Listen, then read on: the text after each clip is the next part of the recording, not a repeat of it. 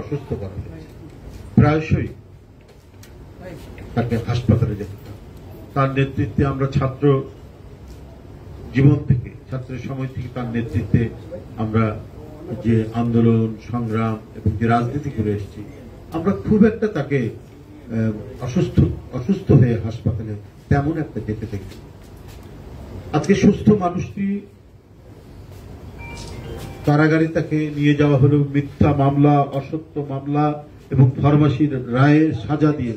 সেই মানুষটি যেন ক্রমান্বয়ে ধীরে ধীরে আজকে এতই গুরুতর অসুস্থতার দিকে ঠেলে দেওয়া হয়েছে। নিশ্চয়ই এর পিছনে সরকারের নানা কারসাজি কাজ করেছে।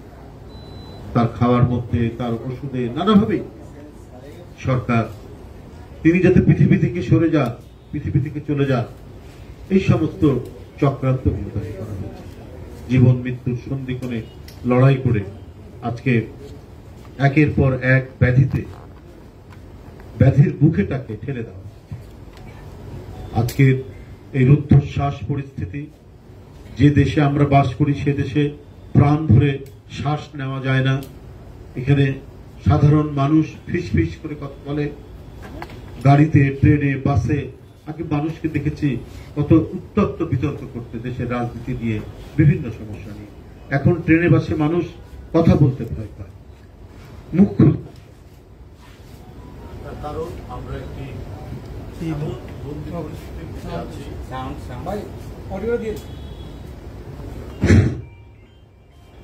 যে মানুষ জোরে সশব্দে কথা বলতে আতঙ্ক বোধ করছে।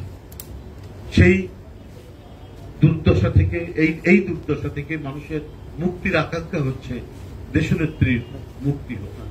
দেশনেত্রীর মুক্তি হলে পরে এদেশের গণতন্ত্রের মুক্তি হবে, এদেশের প্রাণ ভরে শ্বাস নেওয়ার মুক্তি হবে। এখানে সোচ্চার কণ্ঠে কথা বলার মুক্তি। মানুষ আজকে যে ক্ষমতা হারিয়েছে, সেই ক্ষমতাটা সাধারণ মানুষ, জনগণ ফিরে পাবে, এই প্রত্যাশা আজ মানুষের মধ্যে। সুতরাং আমি ওলামা দলের সকল পর্যায়ের নেতৃবৃন্দকে আমি ধন্যবাদ জানাচ্ছি যে তারা দেশনেত্রীর আবার আজকে শেষ রাতে এভার কেয়ার হাসপাতালে নিয়ে যাওয়া শুনে তারা বাদ জোহর যে দোয়ার অনুষ্ঠান। দামি সরকারের প্রধানমন্ত্রী তিনি চীন সফরে যাচ্ছেন, সেখানে ভারতের কোনো আপত্তি। আমরা এই বিষয়ে অনেক কথা বলেছি যে কত বড় দেশের দিল্লির অনুমতি লাগে। এই কথার মধ্যে দিয়ে তিনি গোটা জাতিকে অপমানিত করেছেন, জনগণকে স্বাধীনতা সার্বভৌমত্ব থেকে তিনি শুধু অবজ্ঞাই করেননি, তিনি লাঞ্ছিত। এর চাইতে নতজানু, এর চাইতে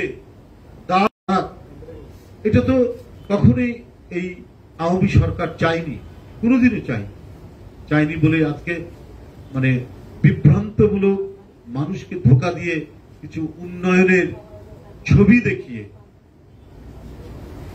যে কাহিনী তারা করতে যাচ্ছে, এর অন্তরালে কি আছে? এর অন্তরালে আছে ভয়ঙ্কর রকমের লুটপাট। তাদের 5,500 কোটি টাকা মৌকুফ করে দাও। একজন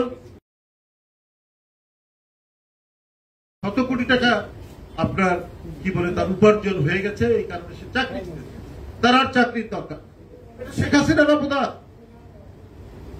এই অবদান শেখ হাসিনা তৈরি করেছেন, অন্য কোনো অবদান নয়। পদ্মা ব্রিজের কথা দেখান, সেদিন উনি গেছে। এলিভেটেড হাইওয়ের কথা বলেন, এটা হচ্ছে নিজের দল, নিজের যে ক্ষমতাসীন যে গোষ্ঠী এবং তাদের আত্মীয় স্বজন, তারা যাতে কয়েক পুরুষ ধরে সুখে থাকতে পারে, তাই বিদেশে তাদের বাড়ি কেনা, বিদেশে টাকা রাখা, বিদেশের সমস্ত নিরাপত্তা নিশ্চিত করে এই জাস্ট কয়েকটি মানে উন্নয়নের নামে ভেলকিবাজি করে তারা এই কাজটা করেছে। অর্থাৎ নিজেদের লোকদের পকেট ভর্তি করা, আঙ্গুল ফুলে কলাগাছ করার একটা তারা কাজ করে যাচ্ছে। বন্ধুরা আমার, এই যে পরিস্থিতি আজকে এমপি মন্ত্রীদের কাহিনী। একজন এমপির 250 মিলিয়ন পাউন্ডের বাড়ি, কয়েকটা বাড়ি লন্ডন সহ। এটা তো শেখ হাসিনার অবদান।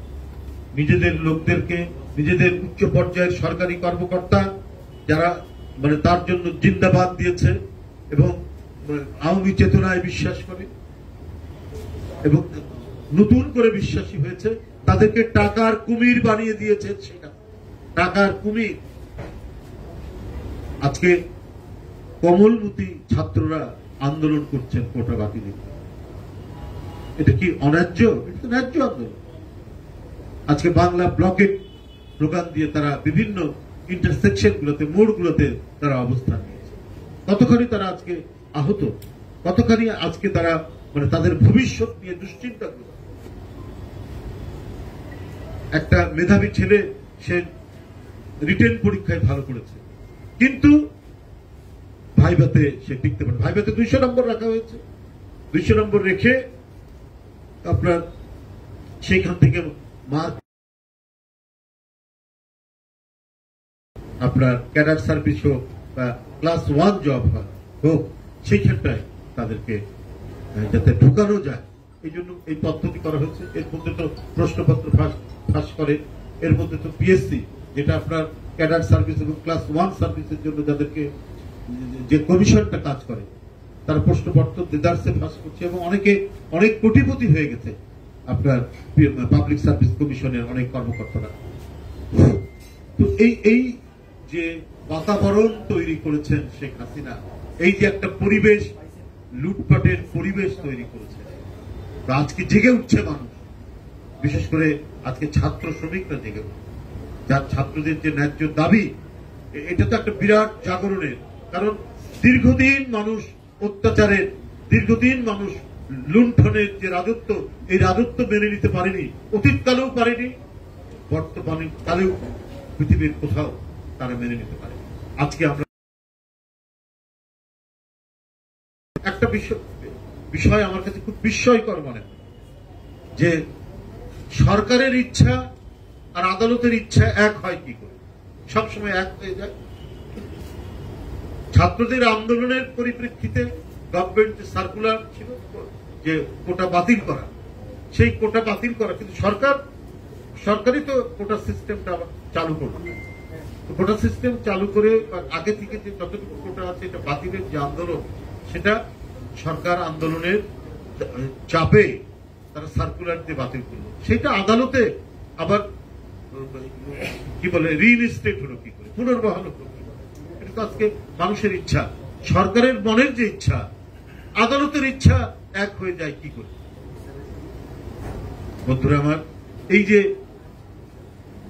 পরিস্থিতি, এই পরিস্থিতি তো শেখ হাসিনা, এই যে আজকে আমরা যে রায় বা আমরা দেখতে পাচ্ছি, সেটা তো হচ্ছে শেখ হাসিনার ইচ্ছারই প্রতিফলন করে। সেদিন আন্দোলনের চাপে উনি বাধ্য হয়েছিলেন, কিন্তু উনার মন থেকে ওটা আন্দোলনে আজকে কি বলে অমেধাবী ছাত্র, মেধাহীন ছাত্র, যারা উচ্চ পর্যায়ে যারা কর্মকর্তা হিসাবে ক্যাডার সার্ভিসে যাদেরকে নেওয়া হবে বা ক্লাস 1 জব যাদেরকে দেওয়া হবে, তাদের পদতলে লাঞ্ছিত হবে মেধাবী ছেলেটা। প্রধানমন্ত্রীরা বলেছিলেন যে ছাত্রদেরকে কঠোর মনোযোগের সাথে আপনার ইচ্ছা আদালতের মধ্যে দিয়ে প্রতিফলিত হয়, আদালতের ইচ্ছা। জাতীয়তাবাদী উলেমা দলের এই দোয়া অনুষ্ঠানে বলবো যে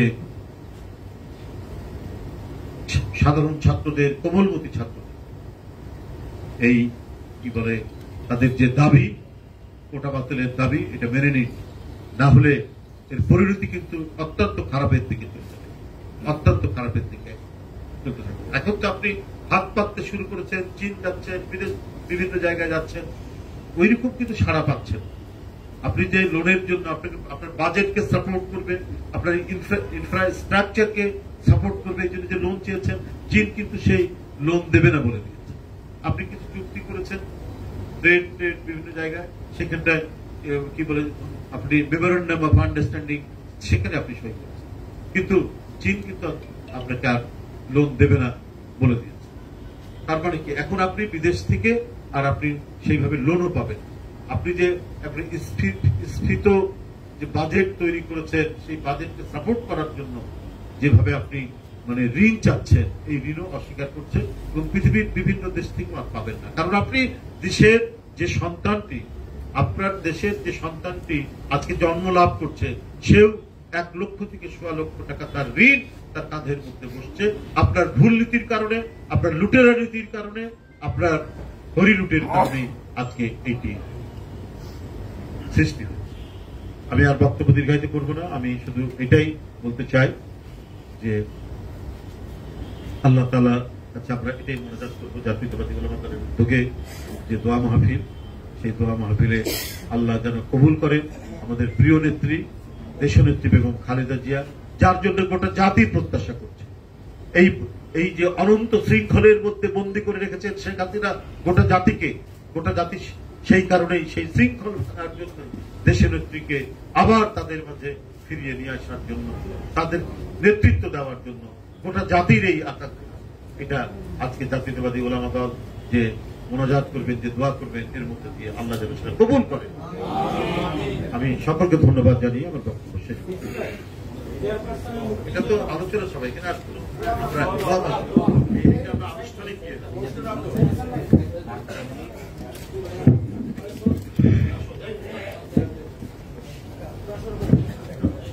আলহামদুলিল্লাহ, আমরা এতক্ষণ ধৈর্য সহকারে আমাদের সিনিয়র যুগ্ম মহাসচিব জনাব রিজভী সাহেবের ওনার জন্য এবং জাতীয় নেতৃবৃন্দের জন্য দোয়া করি। আল্লাহ ওনাদেরকে শারীরিকভাবে সুস্থ রাখা, বলো আমিন। আল্লাহ তাদেরকে ধৈর্য সহকারে দেশ এবং জাতির আনার জন্য, গণতন্ত্রের জন্য যেন কাজ করতে পারে, সে তৌফিক দান করুন, আমিন। আমরা আসলে আজকে যে অনুষ্ঠান অল্প সময়ের ভিতরে অ্যাডভোকেট হুসাইন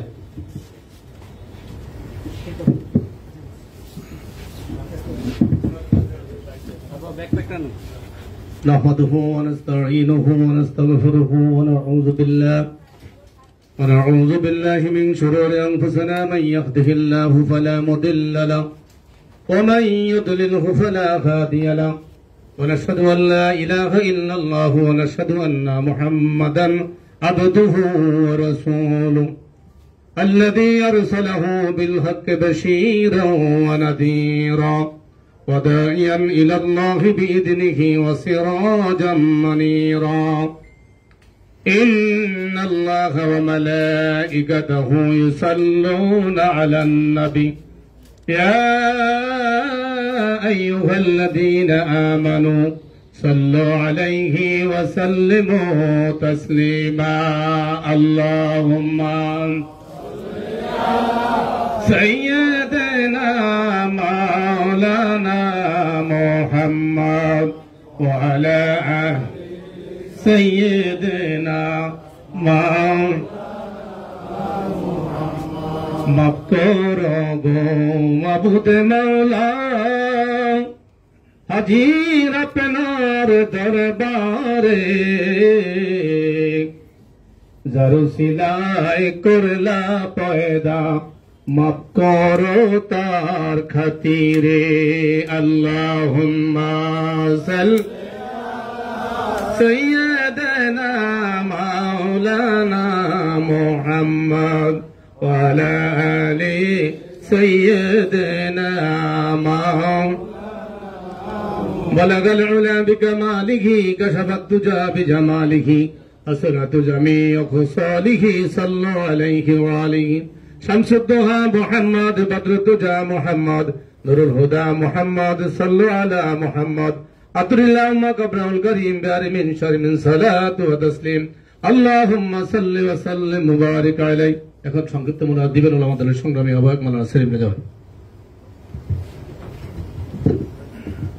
اللهم آمين اللهم آمين اللهم آمين. ربنا ظلمنا أنفسنا وإن لم تغفر لنا وترحمنا لنكونن من الخاسرين. ربنا آتنا في الدنيا حسنة وفي الآخرة. بندادرকে নিয়ে তোমার শাহী দরবারে হাত উঠাইলাম, মাবুদ মেহেরবানি করে আমাদের সকলের হাত গুলা কবুল আর মঞ্জুর করে নিন। আল্লাহ হাত উঠবার পূর্বে সকাল থেকে এখানে কোরআন তেলাওয়াত হয়েছে, দুরূদ শরীফ হয়েছে, মিলাদ শরীফ হয়েছে। আল্লাহ মেহেরবানি করিয়া সবটুকু মুঠি করে বৃদ্ধি করিয়া আপনার হাবিবে পাকের রওজা মুবারক হাদিয়াতান পৌঁছায় দিন। আর রব্বুল আলামিন খাস করিয়া হযরত আদম আলাইহিস সালাতু ওয়াস সালাম থেকে শুরু করে আজ পর্যন্ত পৃথিবীর মাটির নিচে যত মুসলমান নরনারী সাহিত্য আছে আল্লাহ প্রত্যেকের রূহ পাকের হাদিয়াতান পৌঁছায় দিন। আল্লাহ খাস করে আমরা যারা আমিন আমিন করছি, কারো মা নাই, বাবা নাই, দাদা দাদি, নানা নানি, আত্মীয় স্বজন, পাড়া প্রতিবেশী, বন্ধু বান্ধব, পরিচিত অপরিচিত যারা অন্ধকার কবরে সাহিত্য আছে আল্লাহ মেহেরবানি করিয়া প্রত্যেকের রূহ পাকের হাদিয়াতান পৌঁছায় দিন। আয় রব্বুল আলামিন খাস করিয়া শহীদ কাঙ্ক্ষণ করে দিন। আল্লাহ খাস করে আজকে যাকে উদ্দেশ্য করে তোমার শাহী দরবারে দুইখান হাত বিছাইয়া দিলাম মাবুদ মেহেরবানি করে আল্লাহ বিএনপির চেয়ারপারসন দেশনেত্রী বেগম খালেদা জিয়াকে আপনি পরিপূর্ণ সুস্থতা দান করে দিন।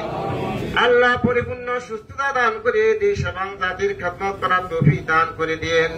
আল্লাহ আমাদের মা জননী বেগম খালেদা জিয়া দীর্ঘ 9 বছর সরেসার রাষ্ট্রের বিরুদ্ধে আন্দোলন সংগ্রাম করে আল্লাহ এদেশের মধ্যে একটি গণতন্ত্র প্রতিষ্ঠা করেছেন, আল্লাহ গণতন্ত্র সৃষ্টি করেছেন। মাবুদ মেহেরবানি করে সেই নেত্রী আজকে অসুস্থ অবস্থায় হাসপাতালে আল্লাহ আল্লাহ মৃত্যুর সঙ্গে পাঞ্জা লড়ছে মাবুদ।